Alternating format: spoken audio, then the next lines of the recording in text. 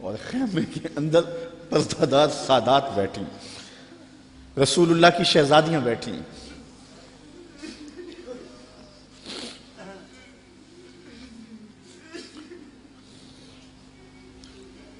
ان کا کیا دکھ ہوگا جو امام کے کلیجے میں ہوگا۔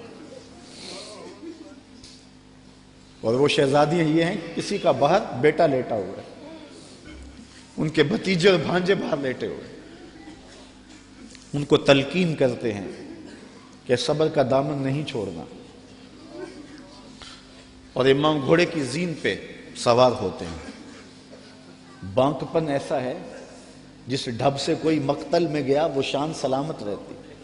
زمانے نے دیکھا 71 لاشیں اٹھا کے خیموں تک لانے والا حسین جب گھوڑے پہ آتا ہے تو اشقیاء کی صف میں کھلبلی مچ جاتی ہے، آواز آ رہی ہے یہ کون ذی وقار ہے، بلا کا شاہ سوار ہے، لباس ہے پھٹا ہوا غبار سے اٹا ہوا، تمام جسم نازنی چھدا ہوا کٹا ہوا، پھر بھی ہے ڈٹا ہوا، یہ نبی کا نور عین ہے، یہ بال یقین حسین ہے۔ اللہ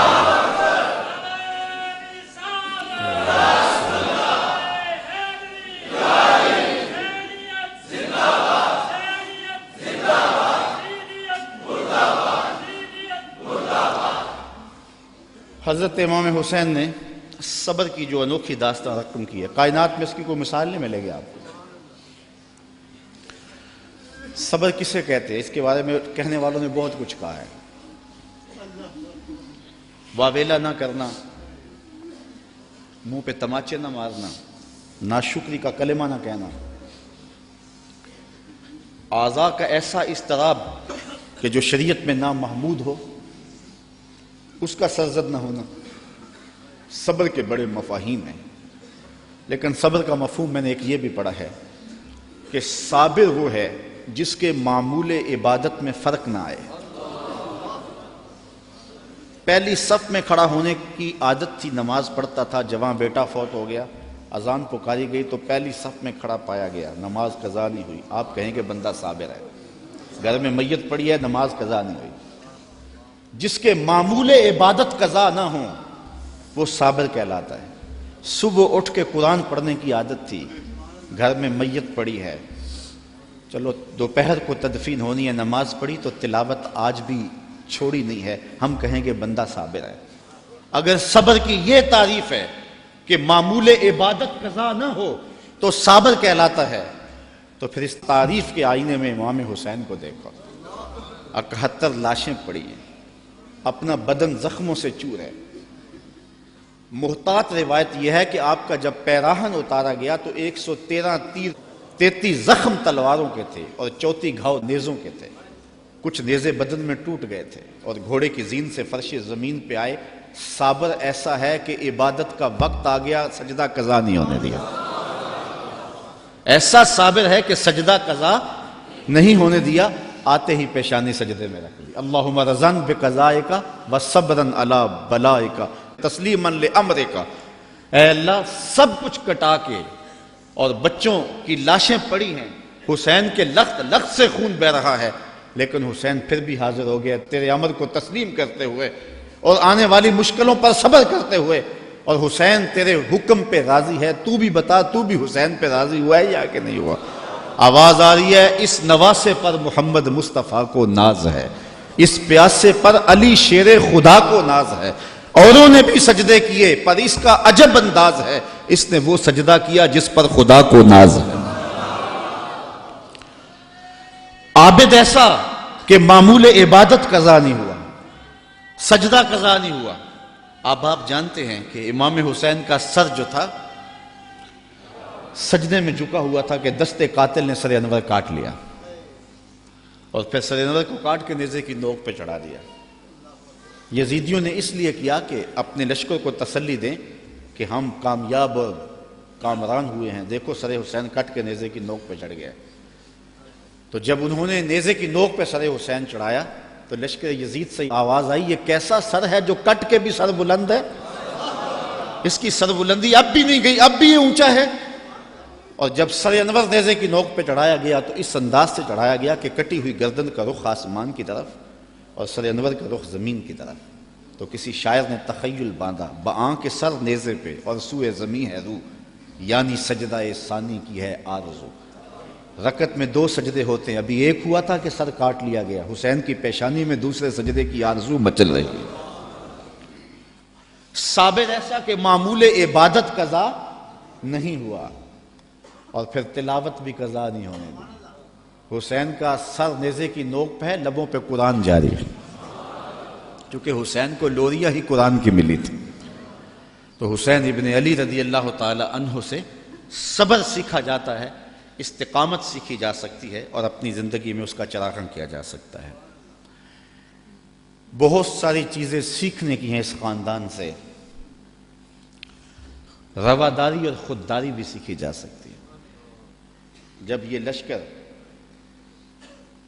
حضرت امام حسین رضی اللہ تعالیٰ عنہ کو شہید کر دیتا ہے، اور آپ کے لاشوں کے اوپر گھوڑے دوڑائے جاتے ہیں، اور ہوائیں مٹی ان کے اوپر اڑا دیتی ہیں، اور پھر وہاں سے شہیدوں کے سر نیزوں پہ چڑھا کے کوفہ اور کوفہ سے دمشق لے جایا جاتا ہے، تو یزید پوچھتا ہے اپنے خاص لوگوں سے کہ اس راستے کے اندر تم نے ان کی کیفیت کیا دیکھی؟ یزید بدبخت کے دل میں یہ تھا کہ میں اب بھی فاتح بن جاؤں، امام زین العابدین ڈر کے گھبرا کے ان مشکلات سے میری بیعت کر لیں، کیونکہ اگر امام زین العابدین بیعت کر لیتے تو کربلا کی ساری داستان زیرو ہو جاتی، اور وہ یہ کرنا چاہ رہا تھا، لیکن زین العابدین کی رگوں میں بھی تو خون حسین تھا، تو بڑے دکھ دیے۔ آدمی حیران ہو جاتا ہے کہ کس طرح انہوں نے گھوڑوں کے اوپر سوار کرا کے اطرت پیغمبر کو بازاروں میں پھرایا، اور پھر ان کے سر نیزوں کی نوک پہ چڑھے ہوئے تھے، لیکن دربار یزید میں جب پہنچے تو یزید نے اپنے خاص لوگوں سے پوچھا کہ کیا ان کی اب حالت ہے؟ لاشیں کٹ کے وہاں پڑے ہوئے ہیں، سر یہ ہیں، تو اب تو دب گئے ہوں گے۔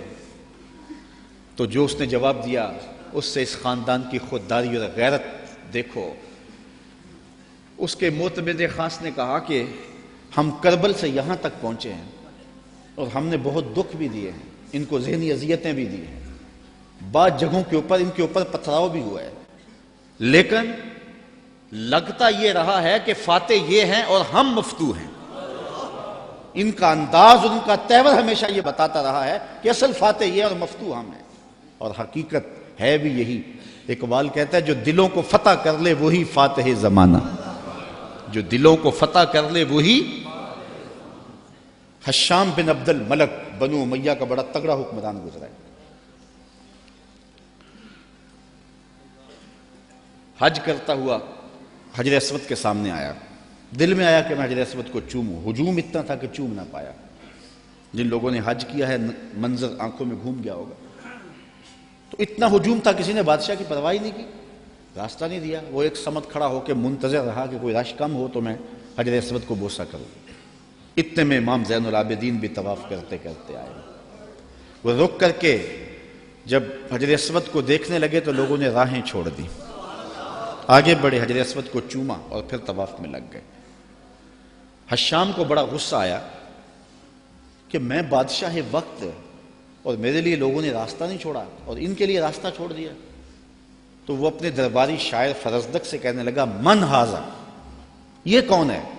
حالانکہ وہ جانتا تھا یہ امام زین العابدین ہے، لیکن اس نے تحقیر کرنے کے لیے تجاہل عارفانہ برتتے ہوئے کہا من ھذا، اے کون ہے؟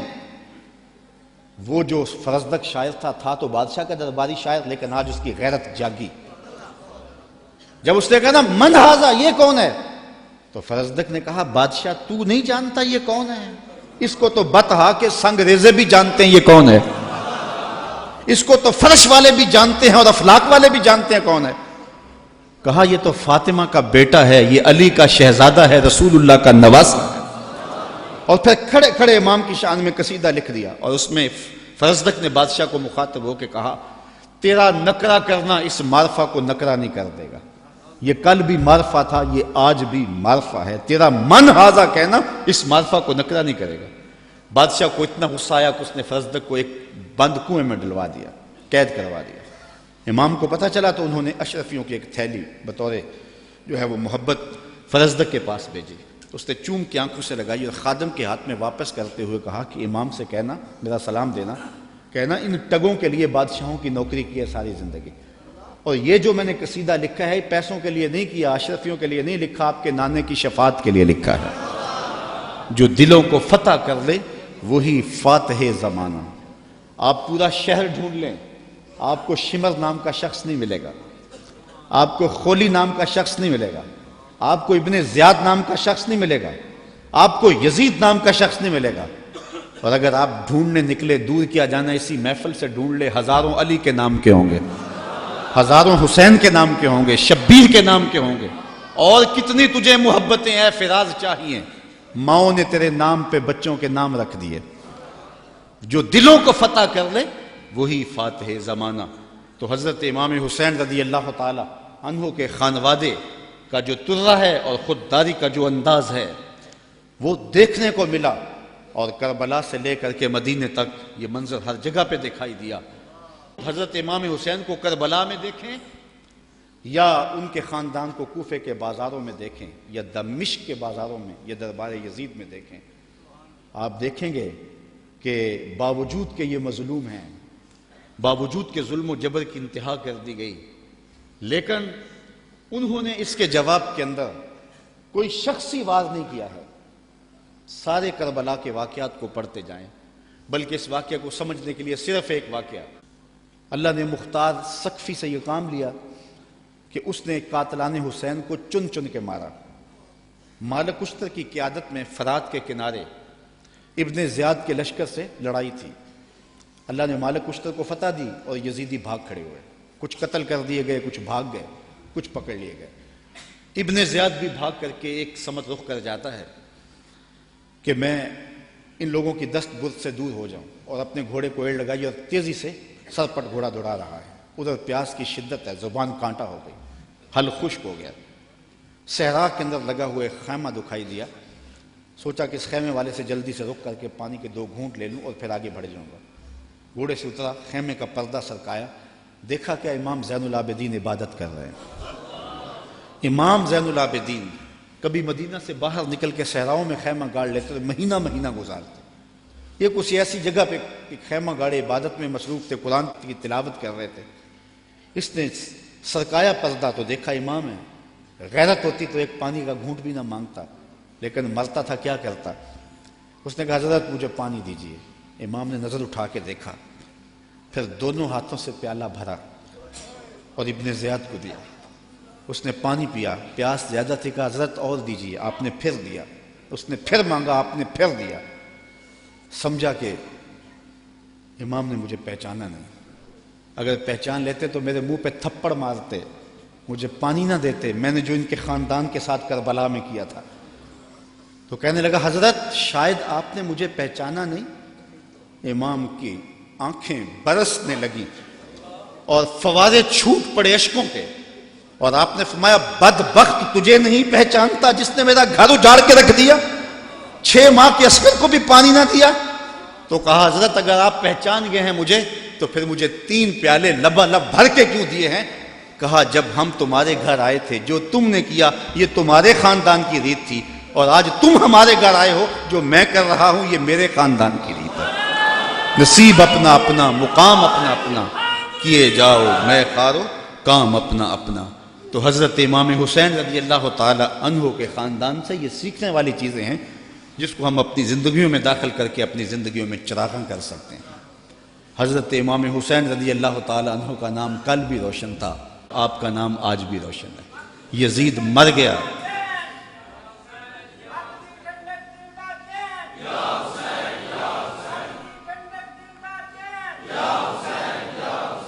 سارا دن بھی ہم نعرے لگاتے رہیں، یہ ایسا نام ہے کہ ہر لمحہ اندر ٹھنڈ اترتی رہتی ہے۔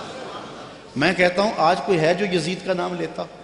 یزیدی ہیں، گلی گلی یزید آج بھی موجود ہے، مختلف روپوں کے اندر یزید ہے، لیکن یزید کو اس قدر امام نے بے نقاب کر دیا کہ آج یزیدی بھی یزید کا نام نہیں لے سکتے۔ اگر کوئی یزید کا نام لیتا بھی ہے تو سر جھکا کے لیتا ہے، دائیں بائیں دیکھ کے لیتا ہے، نام لینے سے پہلے شرمندہ، نام لیتے ہوئے شرمندہ، نام لینے کے بعد شرمندہ۔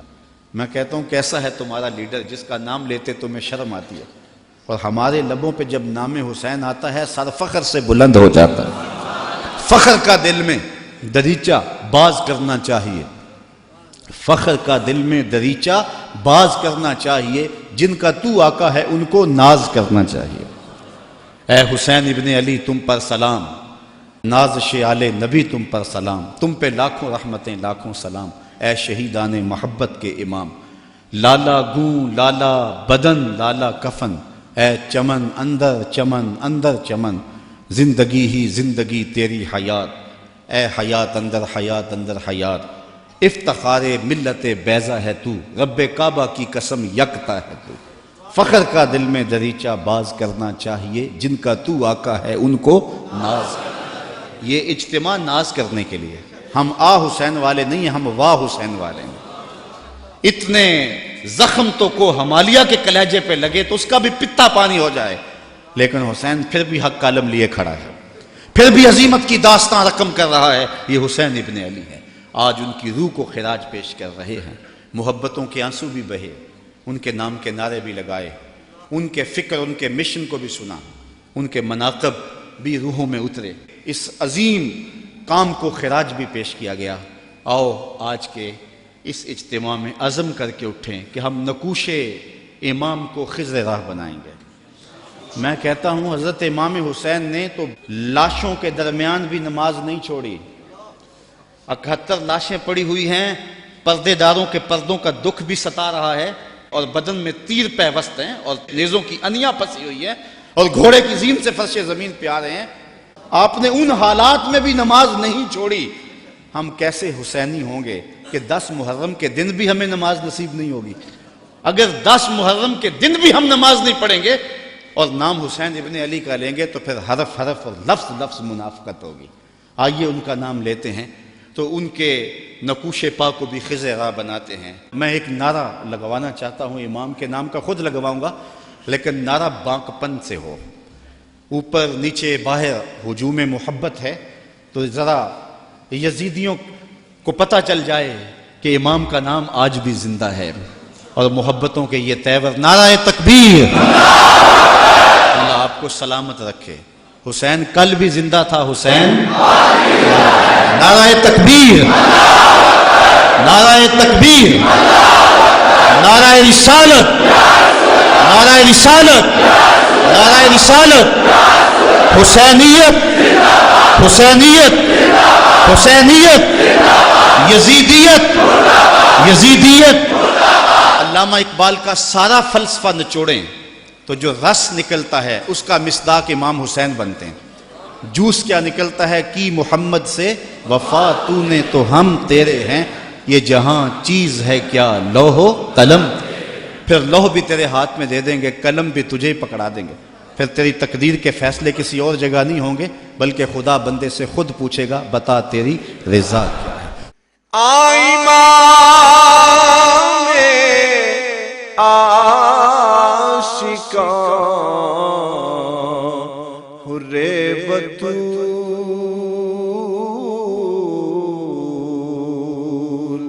سرو آزاد بوستان رسول، السلام یا نانائے حسن و حسین۔